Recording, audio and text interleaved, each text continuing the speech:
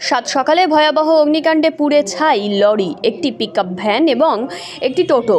গুরুতর আহত এক। ঘটনাস্থলে পুলিশ, দমকল। টোটোর ব্যাটারির বিস্ফোরণের কারণে ভয়াবহ অগ্নিকাণ্ড। ঘটনায় একটি লরি, একটি পিকআপ ভ্যান এবং টোটোটিতে ভয়াবহ আগুন ছড়িয়ে পড়ে। প্রত্যক্ষদর্শীদের মতে সকালবেলা হঠাৎ করেই টোটোর ব্যাটারিতে বিস্ফোরণ হওয়ার কারণেই পাশে দাঁড়িয়ে থাকা লরিটিতে আগুন লেগে যায়।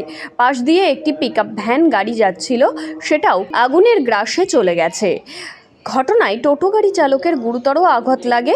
আগুনে পুড়ে যায় শরীরের অনেকটা অংশ। তড়িঘড়ি এলাকাবাসীদের তৎপরতায় ওই ব্যক্তিকে উদ্ধার করে শান্তিপুর হাসপাতালে নিয়ে যাওয়া হয়। বর্তমানে ওই ব্যক্তির অবস্থা আশঙ্কাজনক। তিনি শান্তিপুর হাসপাতালেই ভর্তি আছেন।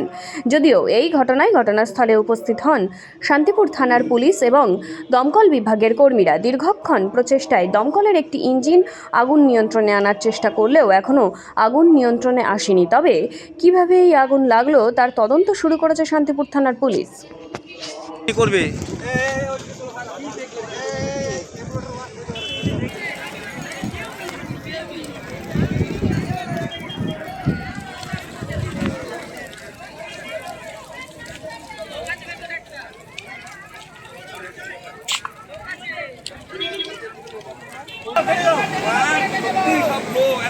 আগুন ধরেছে, একটা টোটো গিয়ে নিয়ে যাচ্ছে না হসপিটালে। গাড়ি গাড়ি আটকাই যাবে।